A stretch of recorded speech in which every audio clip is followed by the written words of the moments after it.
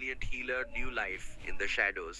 बिना time waste करे episode को शुरू करते हैं। पर उससे पहले अगर तुम लोग नए हो और चैनल से सब्सक्राइब नहीं हो तो जल्दी से सब्सक्राइब करके ऑल नोटिफिकेशन यहाँ से ऑन कर देना।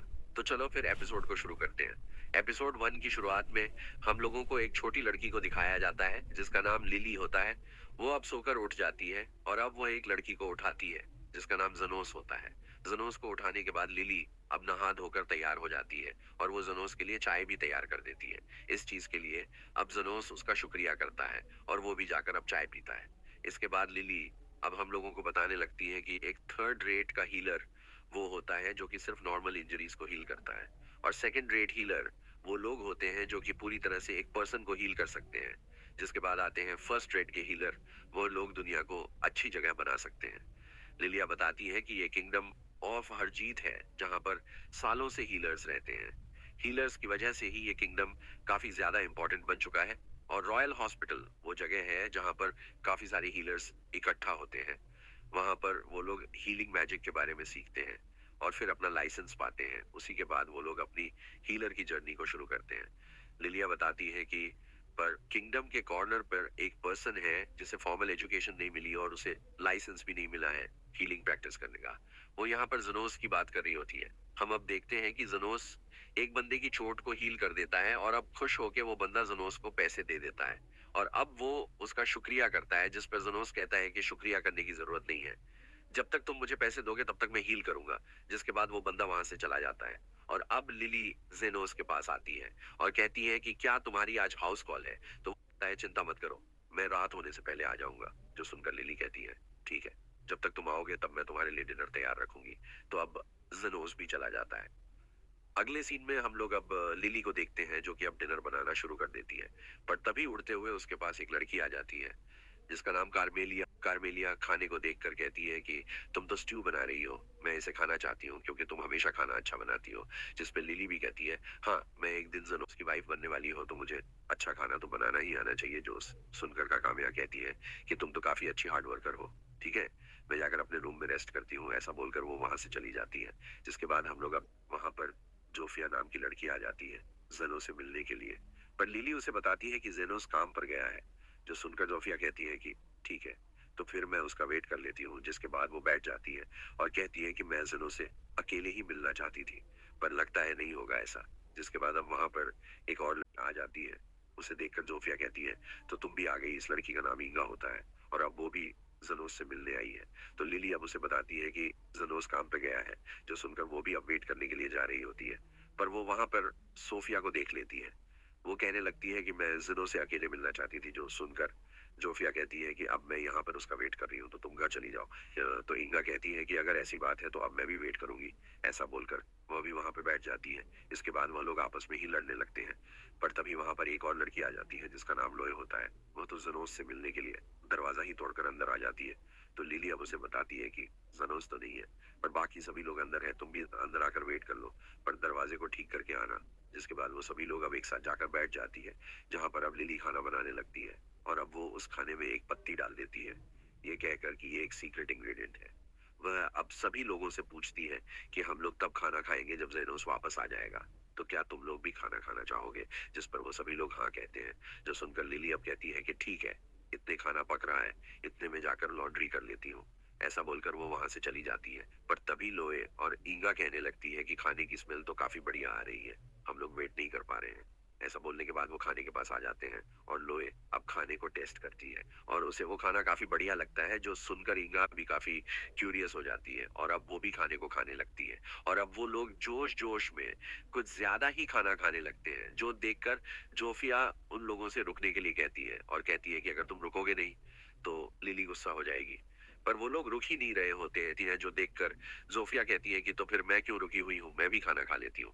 इसके बाद हम लोग अब लिली को देखते हैं जो कि लिटरी करने के बाद अब गार्डन में ही लेट जाती है और अब वो कह रही होती है कि काश स्नोस जल्दी से वापस आ जाए।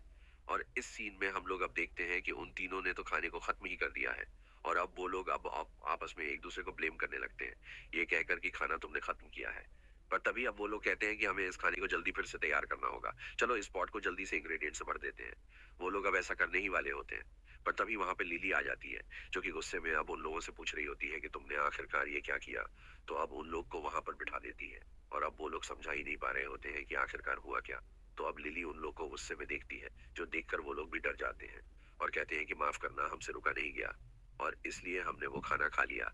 जिसके बाद वो तीनों लड़कियां आपस में फिर से एक दूसरे को ब्लेम करने लगते हैं और अब आपस में लड़ने लगते हैं, जो देखकर लिली कहती है कि अगर तुम लोग लड़ोगे तो जरूर गुस्सा होएंगे। मैं तो बस ये चाहती थी कि हम सभी लोग एक साथ मिलकर खाना खाएं। जो सुनकर वो लोग अब कहते हैं कि हमें माफ कर दो, चलो हम तुम्हारा खाना दोबारा से बनवा देंगे। तो लिली कहती है कि लेकिन खाने की इंग्रेडिएंट ही खत्म हो गई है, कुछ बचा ही नहीं है। इस बात को अब कैमलिया भी सुन लेती है और वह काफी गुस्से में कहती है कि मैं लिली का बना हुआ स्टू खाना चाहती थी, पर तुम सभी लोगों ने उसे खा लिया। लगता है कि मुझे अब तुम लोग की सोल खानी पड़ेगी। यह सुनकर वो लोग डर जाते हैं और अब वो लोग कैमेलिया से माफी मांगते हैं। इसके बाद लिली अब उन लोगों से कहती है कि एक काम करो तुम लोग और ज्यादा इंग्रेडिएंट्स को लेकर आ जाओ, तो हम लोग खाना दोबारा बना पाएंगे। तो वो सभी लोग भी अब मान जाते हैं और अब वो लोग इंग्रेडिएंट्स को लेने के लिए चले जाते हैं। इसके बाद अब लिली और कैमेलिया एक साथ बैठे होते हैं, जहां पर लिली कहती है कि वो हर्ब्स का लास्ट पीस था। ये सुनकर कैमेलिया अब उसे कहती है कि तुम उन पर गुस्सा नहीं हो क्या। तो वो कहती है नहीं, मुझे तो गुस्सा नहीं आ रहा है। जो सुनकर अब कैमेलिया कहती है कि अगर इन लोगों ने मेरे लेकर को हाथ लगाया होता तो मैं इन लोगों को कर्ज कर देती। जिस पर लिली कहती है कि मैं उन लोगों पर गुस्सा इसलिए नहीं हूँ क्योंकि मैं अब बड़ी हो चुकी हूँ और वैसे भी जब हम सभी लोग एक साथ होते हैं तब मुझे काफी अच्छा लगता है। पता नहीं कि जुनोस के आने से पहले मैं खाने को तैयार कर भी पाऊंगी या फिर नहीं। अगले सीन में हम लोग अब जुनोस को देखते हैं, जो कि शहर में जा रहा होता है, पर तभी वो वहां पर एक लड़की को देखता है जो कि अपने पेट को पकड़कर चल रही थी। हम अब देखते हैं कि वो लड़की एक स्लेव थी और अब उस स्लेव का मास्टर वहां पे आ जाता है और वो उसे कहता है कि आखिर तुम यहाँ क्या कर रही हो, आखिर इतने समय से तुम कहाँ पर थी। जिसपे स्लेव कहती है कि मेरे पेट में दर्द हो रहा था इसलिए मैं हॉस्पिटल गई थी, पर मेरे पास पैसे नहीं थे तो उन लोगों ने मेरा इलाज ही नहीं करा। ये सुनकर वह बंदा अब उस लड़की के बालों को पकड़ लेता है। वह अब उसे कहते हैं कि पेट दर्द हो या फिर ना हो, तुम्हें मेरा काम करना पड़ेगा क्योंकि तुम एक स्लेव हो। ऐसा बोलने के बाद वो उस लड़की के बाल पकड़कर उसे वहां से लेकर चला जाता है। वहीं जनोस ये सारी चीजों को देख रहा था। अगले सीन में हम लोग अब देखते हैं कि वो बंदा अब उस स्लेव को एक ग्रेव के पास लाकर फेंक देता है। हम अब देखते हैं कि जैसे ही वो लड़की नीचे गिर जाती है, उस ग्रेव के अंदर से एक सोल बाहर निकलकर उस लड़की के अंदर चली जाती है। वहीं वो लड़की अभी भी नीचे गिरी हुई होती है, जो देखकर वो बंदा गुस्से में आ जाता है और कहता है कि काम पर लोगों को जल्दी से। ऐसा बोलने के बाद वो उस लड़की के पेट में ही लात मारने लगता है और कहता है कि टाइम वेस्ट करना बंद करो और जल्दी से इस ग्रेव के अंदर कोई कीमती चीज को ढूंढो। पर अभी वह स्लेव कोई भी जवाब नहीं दे रही होती है, जो देखकर वह बंदा कहता है कि लगता है कि तुम्हें आज खाना नहीं मिलेगा, खाना चाहिए तो काम करना पड़ेगा। ऐसा बोलने के बाद वो वहां से जा ही रहा होता है, पर तभी वो स्लेव अब उठ जाती है और सीधा उस बंदे के ऊपर हमला कर देती है। ये देखकर वो बंदा डर जाता है और कहता है कि तुम क्या कर रही हो। वहीं पर वो स्लेव फिर से खड़ी होकर उसके ऊपर हमला करने के लिए आ रही होती है, जो देखकर वो बंदा वहां से डर के मारे भाग जाता है। भागते भागते वो बंदा जलूस के पास आ जाता है और अब वो उसे बताता है कि मेरी स्लेव पागल हो गई है और मेरे ऊपर ही हमला कर रही है, क्या तुम कुछ कर सकते हो। जिस पर जरोस भी कहता है कि तुम्हारी बात सुनकर लगता है कि ये तो सेल्फ अब्सॉर्ब्ड है। तो वो बंदा भी कहता है हाँ, उसे रोको। जिसके बाद हम लोग अब देखते हैं कि वो स्लेबिया अब वहां पर आ जाती है, वो जनोस अब उस बंदे से कहने लगता है कि आखिरकार तुम लोग कर क्या रहे थे। तो वो बंदा सच नहीं बताता है। वो कहता है कि हम लोग बस फार्मिंग कर रहे थे, ये बात छोड़ो, मुझे चोट लगी इसलिए जल्दी से मुझे हॉस्पिटल लेकर चलो, बदले में मैं तुम्हें काफी पैसे दूंगा। ये सुनने के बाद अब वह जो स्लेव होती है वह अब उस बंदे के ऊपर हमला करने के लिए आ जाती है, पर जिनोस अब उस बंदे को पकड़कर साइड में खींच देता है, जिसके बाद उस बंदे की जान बच जाती है। वहीं पर अब वो स्लेव गुस्से में आकर पत्थर उठाकर अब जिनोस के ऊपर हमला करने लगती है, पर अब जिनोस भी काफी ज्यादा कलाबाजी खाता हुआ उसके सभी अटैक्स को डज कर देता है। ये देखकर वो बंदा भी हैरान हो जाता है और अब वो जरोस से कहते हैं कि तुम तो काफी अच्छे हो, जल्दी से इस स्लेव को खत्म कर दो। तो जरोस कहते हैं नहीं, मेरा काम मारने का नहीं है। जो सुन को वो बंदा कहता है कि नहीं, तुम्हें कुछ करना ही होगा, नहीं तो मेरे जैसा एरिस्टोक्रेट मर जाएगा। ये लड़की तो बस एक स्लेव है, मैं एक और स्लेव को खरीद लूंगा। तो जरोस कहते हैं नहीं, माफ करना, पर मेरी हमेशा यही कोशिश रहती है कि मैं ज्यादा से ज्यादा लोगों की जानों को बचाऊं, क्योंकि मैं एक हीलर हूँ। जिसके बाद वो स्लेव अब जनो के ऊपर एक काफी बीढ़ी पत्थर को फेंकती है, पर अब जनो भी अपनी ताकत का यूज करके उस पत्थर को काफी इजली से तोड़ दी देता है, जो देखकर वो बंदा काफी ज्यादा हैरान हो जाता है और कहता है कि आखिरकार एक हीलर ऐसे कैसे कर सकता है। इसके बाद जेनोस अब देखता है कि इस लेव की स्पीड और भी ज्यादा तेज जाती है और अब वो उसके ऊपर हमला करने के लिए आ रही होती है, बट जेनोस भी उसके सारे अटैक्स को डच कर देता है। जेनोस तो अब एक शील्ड भी लगा लेता है, जिसकी वजह से वो हमले से बच जाता है। वहीं पर वो स्लेव अपने ही अटैक की वजह से काफी दूर जाकर गिरती है। इसकी वजह से वो जो स्लेव होती है वो अब आराम से नीचे बेहोश होकर गिर जाती है, जो देखकर जनोस भी अब उसके पास जाने लगता है। पर अब वो जो स्लेव होती है वो अब किसी से कह रही होती है कि प्लीज और मत करो, मैं किसी को हर्ट नहीं करना चाहती हूँ। ये देखकर जनोस समझ जाता है कि ये लड़की तो पोजेस हो रखी है। इसके बाद अब वो उसके पास आकर अपनी हील एबिलिटी का यूज करता है, जिसकी वजह से वो स्लेव पूरी तरह से हील हो जाती है और उसके अंदर जो सोल घुसी थी वो भी बाहर निकल जाती है और अब वो लड़की भी बेहोश होकर नीचे गिर जाती है। जिसके बाद जनोस अब उस सोल के ऊपर अपनी पावर का यूज करके उस सोल को भी तबाह कर देता है। इसके बाद अब वापस से उसी बंदे को दिखाया जाता है। वो भी अब जनोस की ताकत को देखकर काफी हैरान हो जाता है। वो अब जेनोस से कहते हैं कि तुम एक हीलर हो तो प्लीज मुझे बचा लो। तो जेनोस कहते हैं नहीं, आज के लिए मेरा काम पूरा हो चुका है, तो क्या तुम कल का वेट कर सकते हो? तो वो बंदा कहता है कि लेकिन कल तक तो मैं मर जाऊंगा। जो सुनकर का जेनोस से कहता है कि अगर तुम चाहते हो कि मैं तुम्हें अभी के अभी हील करूं तो तुम्हें एक्स्ट्रा पैसे देने होंगे। जो सुनो बंदा अब जेनोस को काफी सारे पैसे दे देता है और कहता है कि अब मुझे जल्दी से हील करो, इतने पैसे तो काफी होंगे। जिस पर जेनोस कहता है नहीं, ये बिल्कुल भी काफी नहीं है। तो वो बंदा कहता है कि लेकिन मैं तो तुम्हें मार्केट प्राइस से भी ज्यादा पैसे दे रहा हूँ, एक अंडरग्राउंड हीलर जिसके पास लाइसेंस ही नहीं है, तो मैं तुमसे एक्स्ट्रा पैसे ले सकता हूँ। ये सुनकर बंदा हैरान हो जाता है और कहता है कि क्या ऐसी भी चीजें एग्जिस्ट करती हैं? तो जेनोस कहता है हाँ, मुझे भी समझ आ चुका है कि तुम ग्रेव को जाकर लूटते हो। चलो मैं एक काम करता हूँ, मैं तुमसे और पैसे नहीं लूंगा, बल्कि बदले में मैं तुम्हारे स्लेव को तुमसे ले रहा हूँ। तो वह बंदा भी कहता है ठीक है। जिसके बाद जेनोस अब उस बंदे को हील कर देता है और अब वह बंदा भी अब उस स्लेव को जेनोस को पकड़ा देता है और अब वो चुपचाप से वहां से चला जाता है। अगले सीन में हम लोग अब देखते हैं कि अब उस स्लेव को होश आ जाता है और अब वो जैसे उठती है, वो अब देखती है कि जेनोस उसके पास होता है। उसे देखकर वो शॉक हो जाती है और पूछती है कि तुम कौन हो? जिस पर जेनोस कहता है कि मेरा नाम जेनोस है और मैंने तुम्हें खरीद लिया है, तुम्हारा नाम क्या है? जिस पर वह कहती है कि मेरा नाम टिल है। ये सुनकर जेनोस अब उसे कहते हैं कि अब ऐसी बात है तो अपने कपड़े उतारो, क्योंकि मैंने तुम्हें काफी अच्छे प्राइस में खरीदा है, तो मुझे देखना पड़ेगा कि तुम्हारी कंडीशन अच्छी है या फिर नहीं। तो टिल अब थोड़ा सा हेजिटेट करती है, पर फिर अब वो कपड़ों को उतार लेती है। पर तभी अब जेनोस नोटिस करता है कि मुझे लगा ही था तुम्हारे ऊपर ये गैल स्टोन है, जो कि तुम्हारे वाइल्ड डक्ट को रोक रहा था, इसी की वजह से तुम्हें दर्द हो रहा था, मैं इसे ठीक कर देता हूँ। ऐसा बोलने के बाद अब जेनोस उसको हील कर देता है, जिसके बाद टिल को अब दर्द होना बंद हो जाता है।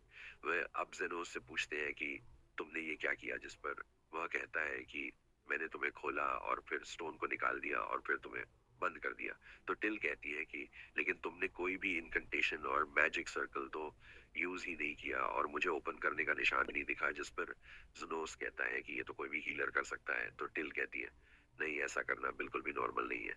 वो अब उसे कहती है कि वैसे मुझे ठीक करने के लिए शुक्रिया। तो जनोस अब उसे कहते हैं कि शुक्रिया काफी नहीं है, मैंने तुम्हें अच्छे दाम में खरीदा है, तो तुम्हें भी मेरा फायदा कराना होगा, मैं तुम्हें थोड़ा सा काम दे रहा हूँ।